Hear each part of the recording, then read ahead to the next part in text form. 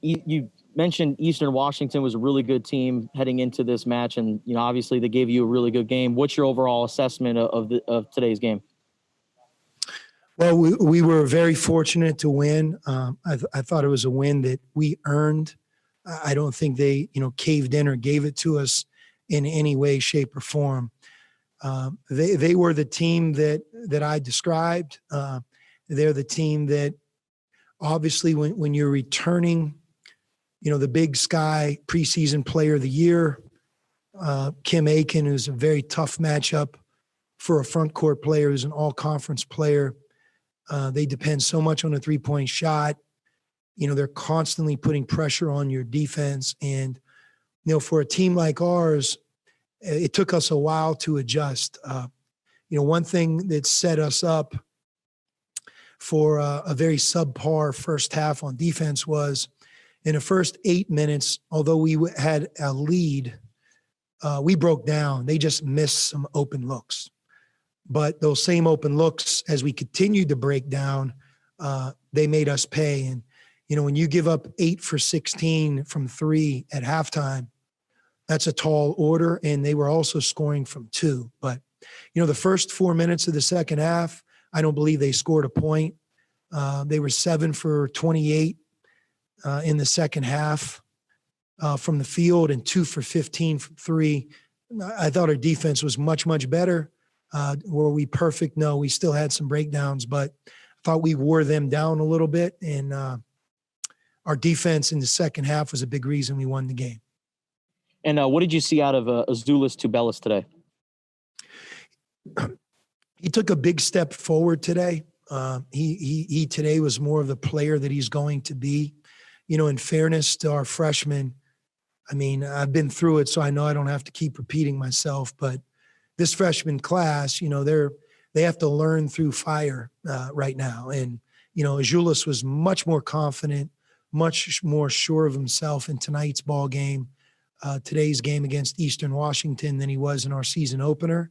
And I think that will continue as we move forward. But he's a big reason that we won. I thought he was one of our team's best players.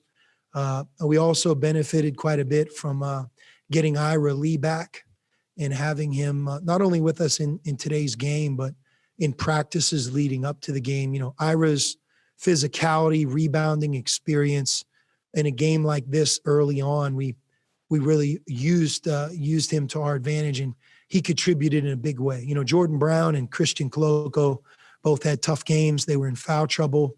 And I think that's the good news for us, to be able to win against a team like Eastern Washington with those two guys playing the way they did and being in foul trouble.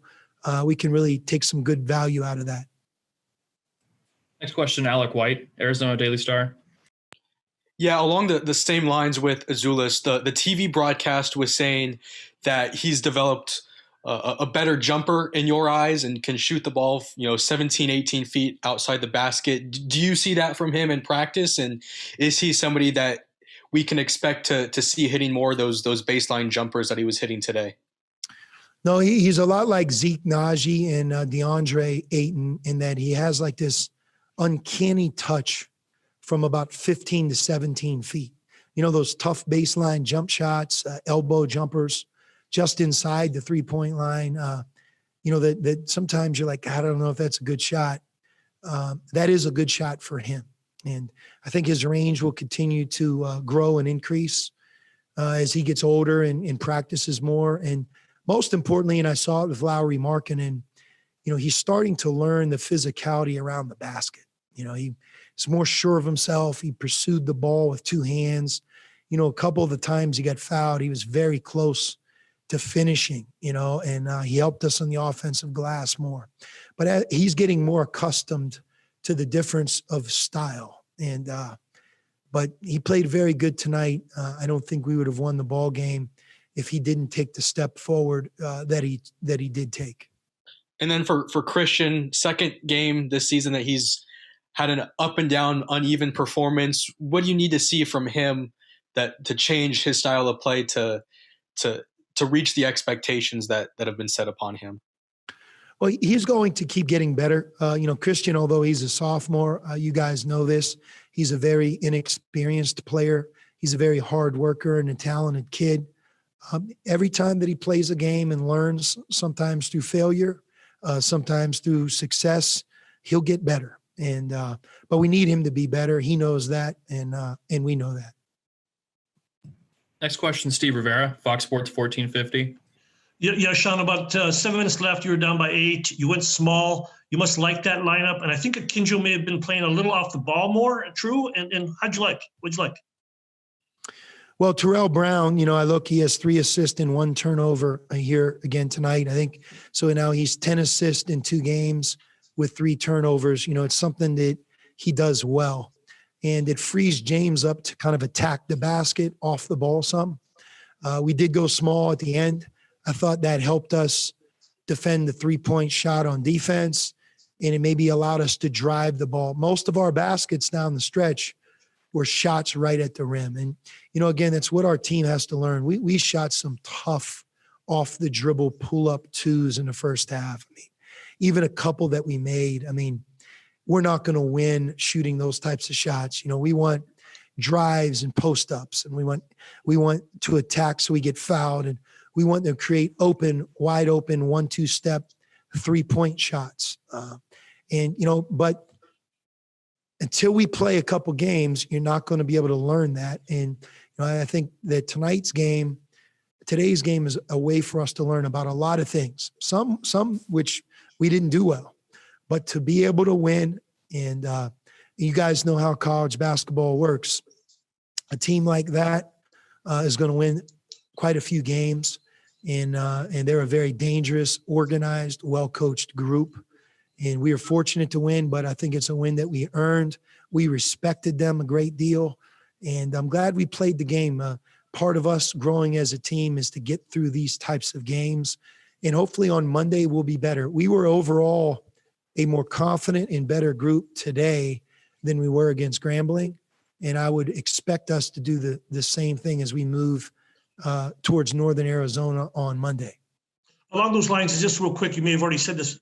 So in a coach, they want to play better from game 1 to game 2 to game 3. Did you see some of that?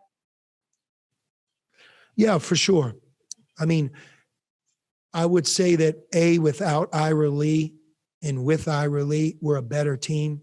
We were really able to utilize Ira's athleticism and quickness to help us switch and take away the 3-point shot.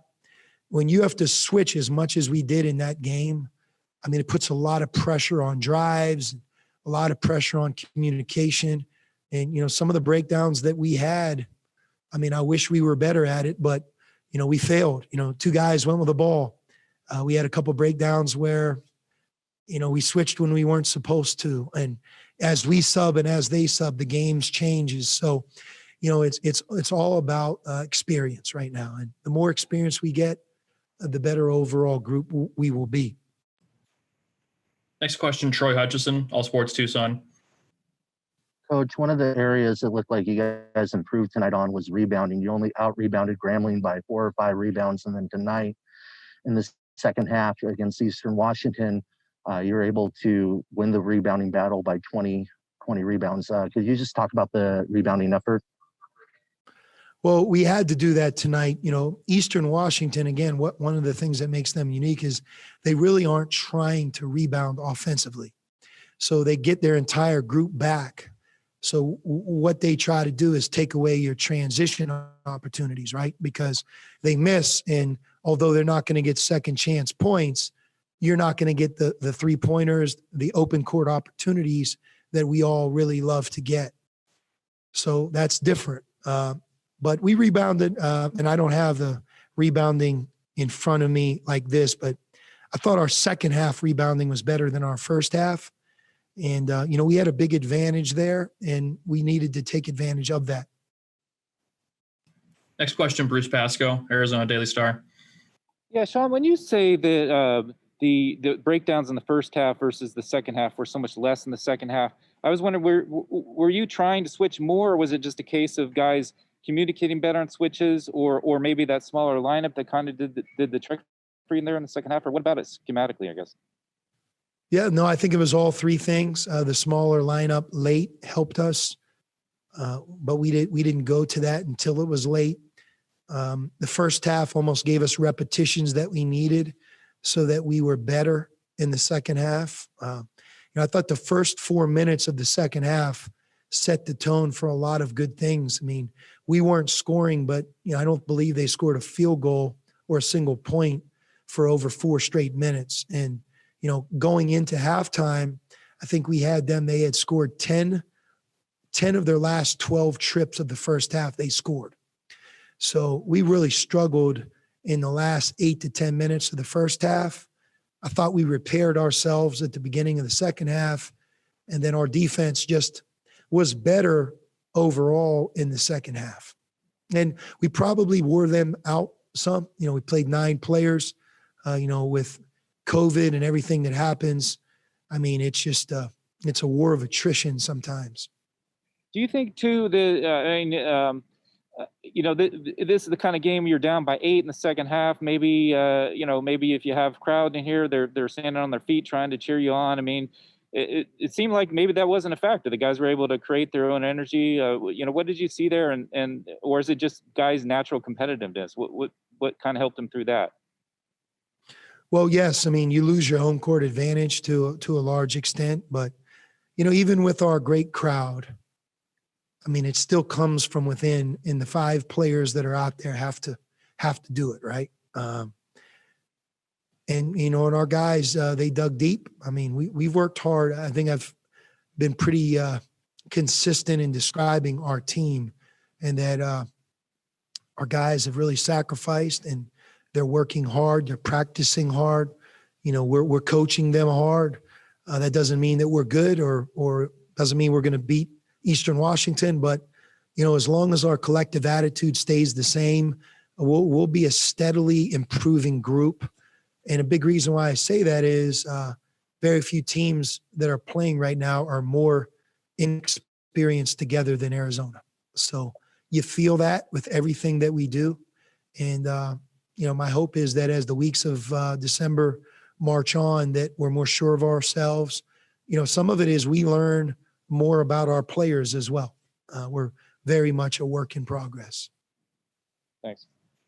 Next question, Jacob Minuti, Daily Wildcat.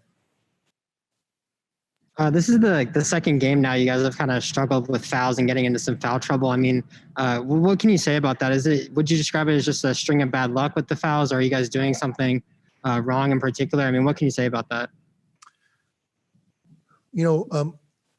My educated guess here is that we've had 8 to 10 offensive fouls in 2 games. We're really the only game of basketball. The NBA, the G League, FIBA especially, any type of play in Europe, the defense goes vertical. They jump straight up when they're in the cylinder, and sometimes the off-ball defender, if he's there very early, he may draw a charge. If you try to go through the on-ball defender's chest, sometimes that becomes an offensive foul. The offensive player using his arm. I think those things are called throughout. But, college basketball is so much about running full speed and just falling down, leaving the corners, and guy leaves his feet sliding underneath him. Any big who's got the ball in and around the goal as he dribbles to turn to just fall down.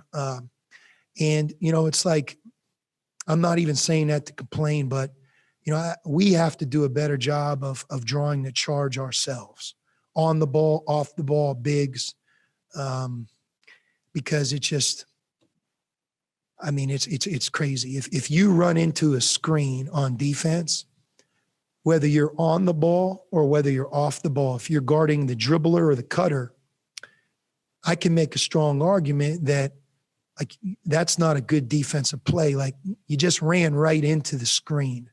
So the offense benefits. It's almost like if you run into the screen, it's a foul. And again, offensively, like if you think about 16 turnovers and fouls on both Jordan Brown and Koloko, we had to have 5 to 7, 8 offensive fouls. And I think we had a handful against Grambling. So we have to clean that up ourselves. I think we have to kind of join the party and flop and run full speed and take fouls with our chest and slide in underneath and any low post guy when he turns, draw the charge and teach it, because those are big plays. You know, those are turnovers on the offense, fouls on the other team's good player. And a lot of times it erases a basket. I mean, I think we had one or two where we were rim running without the ball in transition, had our hands up, you know, trying to get position. And if the defender just falls down, there's a chance that it's an offensive foul. So, I mean, it's a hard game to watch. And I think it's really the only game that's really called like that. But that's the rules. That's how it's being called. And I think it's something that really even tomorrow we're going to work hard on. You know, again, fall down, run into screens, you know, just boom, throw your head back, draw charges instead of, you know, trying to go vertical. And, you know, good players don't get screened. That's one of the things we try to talk about, like with our defense, don't run into the screens, right? Good players don't get screened, avoid the screens. But running into them, I think, is beneficial right now, the way the game's being called. And we certainly have to adjust to that. That's 100% on me. Next question back to Steve Rivera. Yeah, Sean, you just mentioned you played 9 guys today. I think you played 9 guys the last game. With the games coming up real quick here, 3 in a row, maybe even go deeper? No, I think 9 guys is where we're at. I could see that, you know, some guys like Ben Matherine, he'll continue to get more opportunity as he's more sure of himself. Ditto for Azuolas, and there might be a few guys that get less opportunity, but right now that's the group 9. And look, I just hope that all 9 are available. I mean, we could get to Monday and, you know, not have all 9 available. So we're trying to keep our players safe and healthy. We're trying to be smart, trying to practice hard. And, you know, our guys have a huge week academically. Most of them have final papers and exams. We're finishing up the first semester. So we're really engaged with our players right now on a lot of levels. And I know they're excited to play another game on Monday. The last thing they want to do is string together 4 or 5 practices right now. I mean, we've practiced enough. We need game experience right now. We have time for one more question for Coach. We'll go back to Bruce Pascoe. Sean, just following up on that, actually, are Todd Vilas and Tibet available if you want to use them, or kind of what's their status? I know they're here, but you haven't played them. I didn't know. Yep, they're both available, and they're both practicing hard and getting better. Okay. And if I could ask you too, you look like you were asking about that technical on Ira. I assume it sounded like he just said something. I mean, was that what it was, the technical, or? Yeah, I mean, Ira has to control his emotions. I don't think he meant anything by it. You know, early in the season, game 2, you know, sometimes as the coach, you just want them to teach your players as well. You know, like, hey, Ira, the next time you do that, you're going to get a technical foul. Because I don't think he taunted as much as maybe, you know, said, hey, get the ball out of there or whatever. He didn't do it towards the official. But, you know, again, Ira has to be smarter. That was 2 points that we gave them. But you know, you hope that those officials are working with the players. I mean, these kids have been through a lot. They're just starting out their season. And, you know, the technical, you want it to really be warranted. And maybe it was, but I think conversations sometimes here early, they really starts to get the players' mindsets in the right place where next time they don't do that because they were warned. Okay. But Ira will learn from it. He's a senior. We certainly are banking on his experience right now. Okay. And finally, I'm fully aware that Kerr is here, but I didn't know he wasn't on your bench tonight. And I'm just wondering, does he have to stay away and isolate for a few games, or what's the word on that? I mean, all that I can tell you, Bruce, is we're following the Pima County Health Code, the state of Arizona's guidelines, CDC guidelines, Dr. Anthony Fauci's guidelines, the United States of America's guidelines. We've checked with Estonia and FIBA. And I think you know the answer to your question. We're trying to keep him safe. He's isolated at the moment. He's being tested. He was tested in the European Championship that he was a part of.